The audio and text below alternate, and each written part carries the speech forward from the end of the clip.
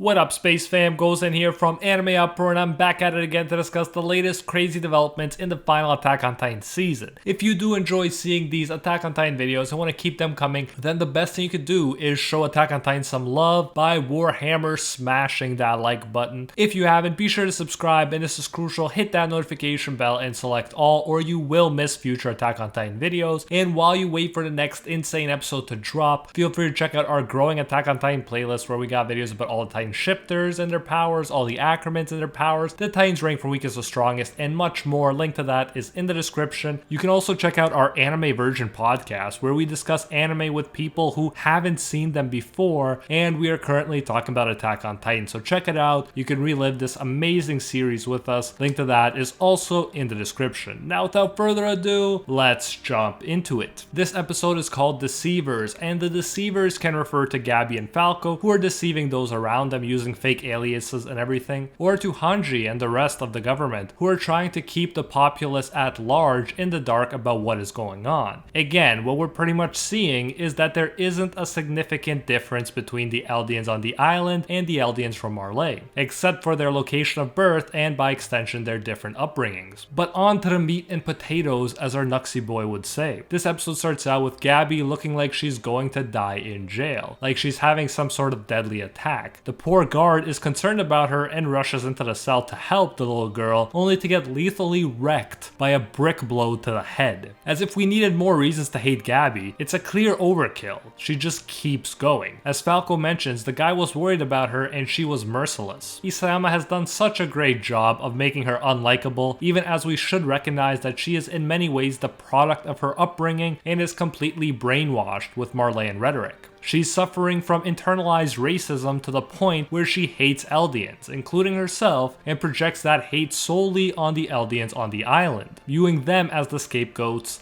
and the devils. However, it's clear that even in her mind, there isn't a fundamental difference between her and these island devils. A clear sign of this is that she hangs on to the armband, a symbol of her brainwashed self and her subjugated status. It makes no sense logically for her to keep wearing this armband. It will only give her away at this point, and she should despise it, since it is a sign of inequality. However, she freaks out when Falco takes it off, and by the way, props to him for being almost completely unbrainwashed by the Marleyan propaganda, especially compared to Gabi. As Gabi says, the reason she is so upset is because with the armband, she views herself as a good Eldian, but without it, she is the same as the devils. This is very significant. Despite her illogical, blinding hatred of the island devils, she psychologically knows there's only a superficial difference between them, one that can boil down to simply wearing an armband and following Marleyan instruction. It's easy to hate Gabi, but we should keep in mind that her hatefulness and despicable actions are also an outward projection of her self-hatred too, and the guilt and anxiety she carries around for being an Eldian. In her mind, the more she hates and kills the enemy, the more different she is from them. But that strategy has clearly not worked very well. She is still incredibly insecure with her own identity. I mean, you just need to look at her expressions throughout this episode to see how messed up she is psychologically, right up there with crazy Azula levels. Avatar references aside, her goal now is not to escape the island alive, but to get answers from Zeke before she's caught and killed. It's a very interesting mission. So much of Attack on Titan focuses on motivations, on why characters behave the way they do. And in this way, Attack on Titan is always about philosophy, which philosophy is right, which will win out, and so on. Sometimes this search for motivations and for the truth is actually more important to people than life itself, as we saw with Erwin. I will just quickly add here that it was a bit weird for me that there was only one dude guarding them, and that they'd run into no one else during their prison getaway. Maybe because they were just kids, but this girl killed someone. If you're letting her live, you gotta up your security. One positive thing we can say about Gabi is that she does regret Falco coming along, and even cries, saying he didn't have to die.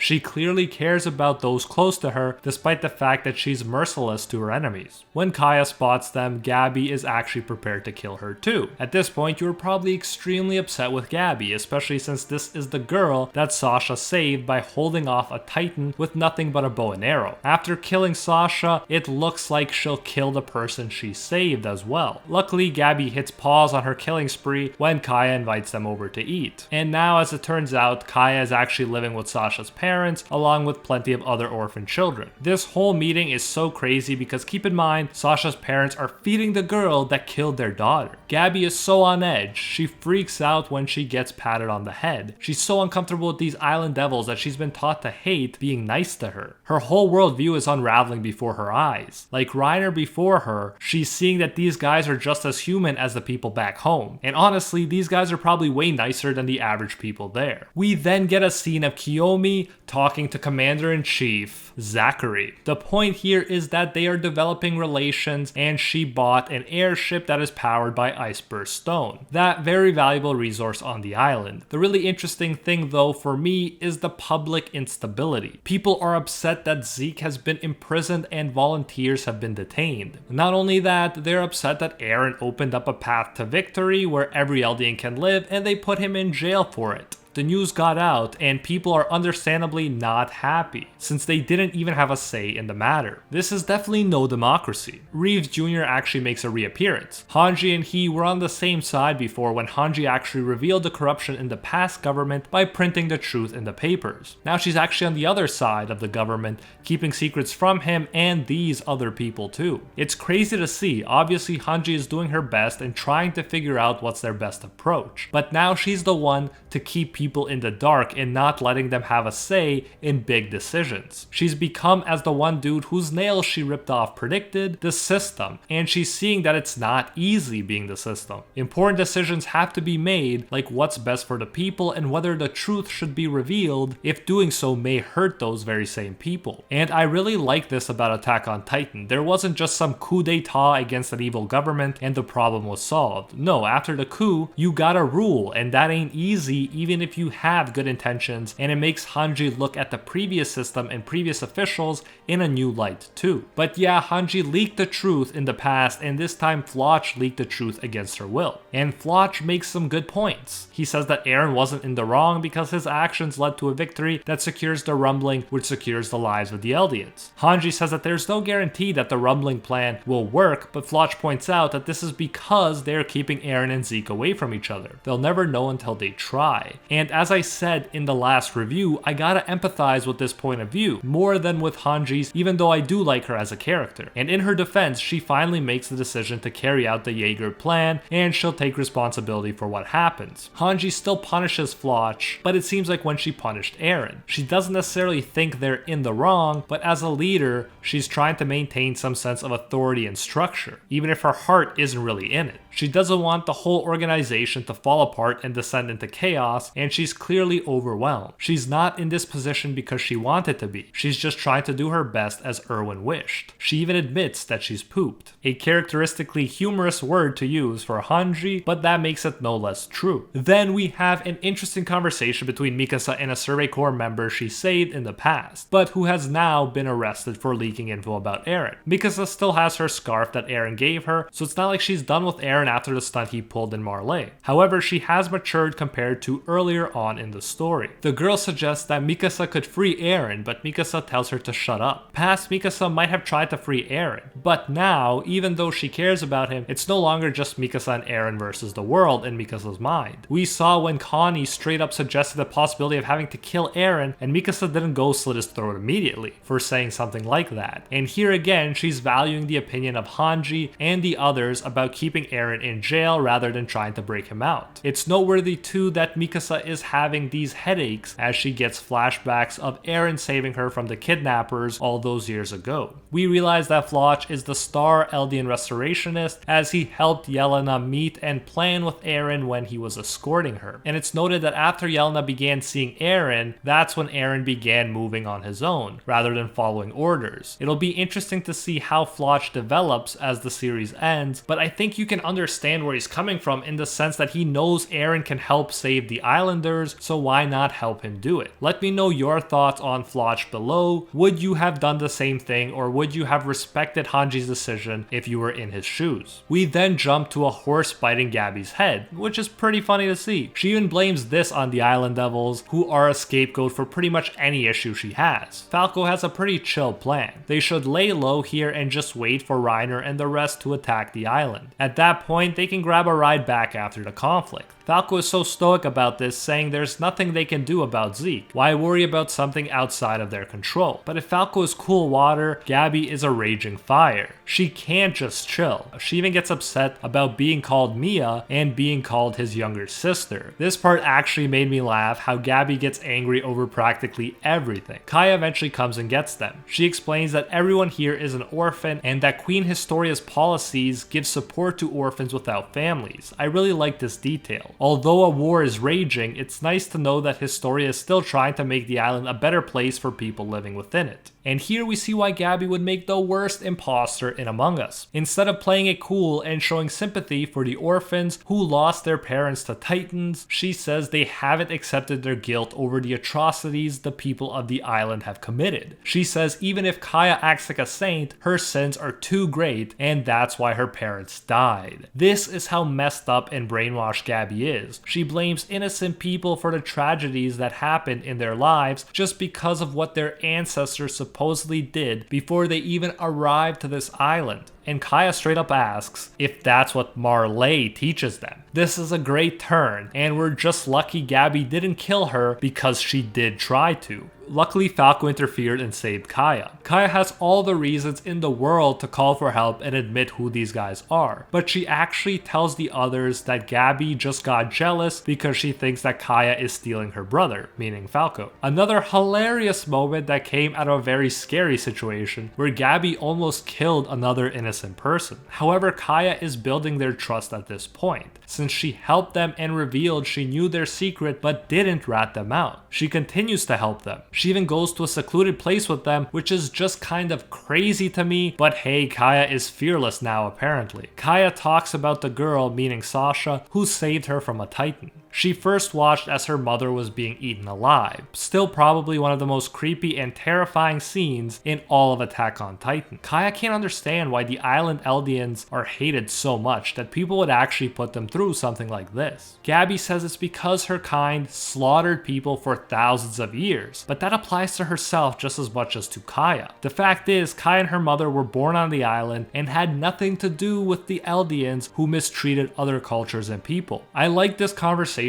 a lot, and I think Kaya does a great job of showing Gabi that her logic doesn't make any sense. Kaya actually gets more fired up than Gabi during this exchange, talking about her mother's death and how she did nothing wrong to deserve it. Gabi is pretty much arguing, probably based on Marleyan teachings, that Eldians must be punished for the sin of their ancestors, while Kaya is arguing that humans should be judged on their own lives. And I think it's clear that Kaya makes way more sense. The son shouldn't be punished for the sins of the father, and he definitely shouldn't be punished for the sins of his great-great-grandfather. What matters is what you do with the life you're given. We aren't born into the world lesser or more deserving of punishment than anyone else. And that's what I think Gabi is starting to get, although the brainwashing has clearly got quite the grip on her psyche. It's finally Falco who apologizes, saying Kaya's mother did nothing wrong. Sometimes bad things happen to good people. It doesn't mean they deserved it. And here Kaya says he doesn't need to apologize because he was just born in Marley. He's not responsible for the actions of that nation. Just as Kaya wants them to recognize her as a human being, not as a dehumanized member of the enemy side, she is ready to return the favor. Despite all the terrible things Gabi says and does, Kaya still wants to help them and invites them to a Marleyan restaurant where they might be able to find a way back home. And it's interesting to see how Sasha continues to live on even after her death in the form of Kaya and everyone else whose life she helped shape. What we do in life has ripple effects on those around us, and even though Sasha is dead, her willingness to risk her life and save Kaya led to Kaya not only surviving, but becoming the kind of person who wants to help others. It's crazy to think that Sasha was killed by Gabi, and that now Kaya, who was saved by Sasha, is helping Gabi see that the Eldians here can be good and kind people. Gabi has the girl she killed to thank for her starting to break through the mental chains that still weigh her down. This part clearly shows that barriers can be overcome with the help of kindness, bravery, empathy, and time. But people may die before those barriers drop. That's the tragic part, as is the fact that they may take really long to drop if they do at all. We also get a part near the end where Marley has realized that Zeke faked his death and they were thinking about waiting 6 months to attack with their allies. But REINER is like, nuh-uh. He advises an immediate surprise attack, so we may see more action sooner than expected. For the preview, it's called Guides, and we're asked who should one hate, who should one blame, and there's mention of a shifting truth. I love that term, shifting truth, and you definitely get a lot of shifting truths as you go through Attack on Titan. In this preview, we also see a huge explosion, so there will definitely be action in the next episode, but this one was really good too. We didn't have Titan fights, but we had important philosophical questions posed and discussed, like whether we're born free and pure, or whether we're born chained to the past, needing to atone for the sins of our ancestors. There was extremely important stuff about Gabi, who it's easy to hate, but we gotta keep in mind she is brainwashed AF, and she treats Island Eldians so horribly in part because she is so uncomfortable with her own status as a devil, aka as an Eldian. This in no way makes her actions okay, but it helps explain why she acts the way she does. And I really think Kaya is helping her question her ingrained biases and long-held assumptions. And how is she doing this? By simply being a good and kind person to her. Kaya is lucky that Falco is there though, or she might have been dead before she could show Gabi that not all Island Eldians are devils. But anyways, that is it for this episode review. Let me know what you thought of it and what you expect to see happening next. I loved seeing how Sasha's actions during her life continue to influence people to this day, who in turn influence others and the world. So even if we aren't immortal, this reminds us that our actions and treatment of others today can have ripple effects into eternity. A powerful thought that I absolutely love. If you do enjoy seeing these Attack on Titan videos and want to keep them coming, then the best thing you could do is Warhammer smash that like button and share this video with any Attack on Titan fans that you know. If you haven't, be sure to subscribe, and this is crucial, hit that notification bell and select all, or you will miss future Attack on Titan videos. And while you wait for the next insane episode to drop, feel free to check out our growing Attack on Titan playlist, where we got videos about all the Titan shifters and their powers, all the Acromans and their powers, the Titans rank from weakest to strongest, and much more. Link to that is in the description. You can also check out our anime version podcast, where we discuss anime with people who haven't seen them before, and we are currently talking about Attack on Titan. So check it out. You can relive the amazing series with us. Link to that is in the description as well. And I especially want to thank the patron squad over on Patreon and here on YouTube who help make videos like this one possible. First and foremost, I want to thank